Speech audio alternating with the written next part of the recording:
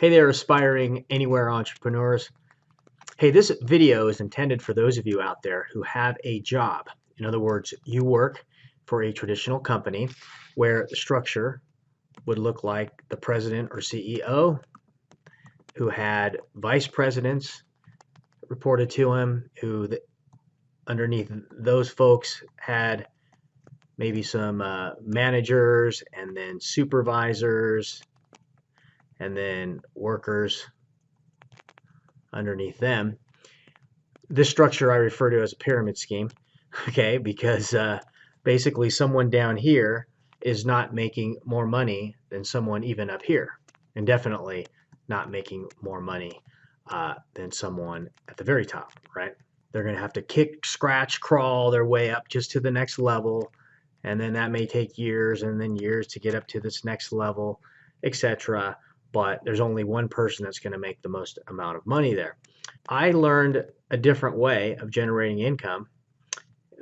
Believe it or not, I was an employee. Okay, it's been about 20 years or so. But when I saw what I'm going to share with you today, it really opened my mind up and made me realize that I don't have to have someone else tell me how much I'm worth. I can work hard and get paid for what I'm worth, and I can control the hours that I work. And if I work hard enough, I can earn as much as I want, and I can travel. I can use my time how I want to, not give it up to someone that will tell me how much vacation I can take per year. Tell me what time I have to be in the office, what time I can leave. Tell me what and when to do, where to be. Okay, and then have to do that for decades. I thought I was going to have to do that. I didn't really look at it in this light until someone showed me a better way. I'm going to share this with you, and it's not going to be applicable for everybody. Okay, in other words, I'm not expecting everyone to say, yeah, I want to do that or I need to do that. Okay, if you're totally happy in your job right now, let's say you're a school teacher, for example. Now, we know most school teachers don't get paid what they're worth. As a matter of fact, quite the opposite end, right? They get paid very little. But they do it because they love being with kids and they feel they're making a difference for future generations, and they love what they do. So again, if that's who you are and you love life and you're happy or with what you're currently getting and you can see yourself doing that for the next 20, 30, 40 years, then hey, more power to you. This is not for you. Maybe you did become a teacher and enjoyed all those things that I just shared, but maybe you're coming to the realization that you'd like to maybe retire earlier, that you'd like to maybe see the world, you'd like to maybe do other things. Maybe you feel, hey, I've paid my dues, right? I've impacted some future generations, and now, I want to I want to live life on my own terms now. So then this message would be for you. But basically, just want you to keep an open mind, because the mind is like a parachute, and it only works if it's open. And fortunately, again, over 20 years ago, about 25 years ago, is when I saw some of this information. My mind started to begin to open, and I started to do some different things, and it's what allowed me to transition out of corporate America into being an entrepreneur. So here we go. Okay, so this first concept is this formula here of 1 times 1 equals 1. No, obviously this is not going to be an advanced math class, okay?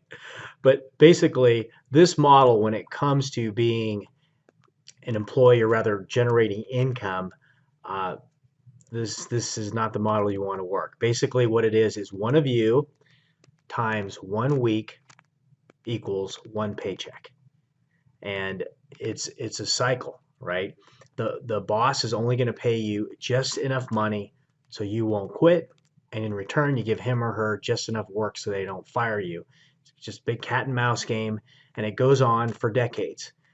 And what's kind of scary is that a lot of people have the anticipation is, okay, I only have to do this for a short period of time, maybe 10, 20, 30 years, but that's really not the reality. Okay, so what I'm going to share with you is something I saw back in the mid-90s. Now, these numbers have changed, but not really that much. What they do is they take 100 people at age 65, and they look at where they're at in their life financially. What they find is one person becomes wealthy, meaning that they have enough money to buy whatever they want, luxury brands and all. They have enough time to do whatever they want, whenever they want to. Okay? 4 people out of the 100, they become what's called financially independent, meaning that they may not be able to buy luxury brands, but they can do what they want, go what they want, whenever they want. Okay? So they actually own their life and they don't have debt. Now, 5 people out of 100, they're still working. Okay? And they're working because they have to work. Okay? They can't just stop working and have their bills paid. 36 people out of 100, we can't do anything for because they're no longer with us. Okay? And then 54 people, they end up broke, meaning they have to rely on friends, family, or the government to make ends meet. They need some extra subsidies, so they're generally working or doing whatever they can, but they still need extra help, or some of them end up homeless. So the bottom line is, out of 100 people at age 65, 5 of them achieve wealth or financial independence, but 95 of them end up basically dead or dead broke. And this is pretty sad. Is it because they're stupid? I don't think so. I think that they just bought into the wrong plan.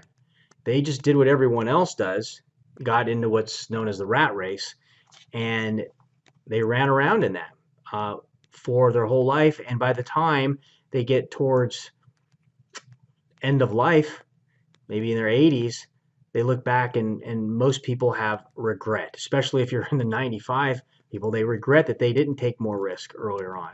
They regret that they just did play it safe, and they wish they would have done things differently.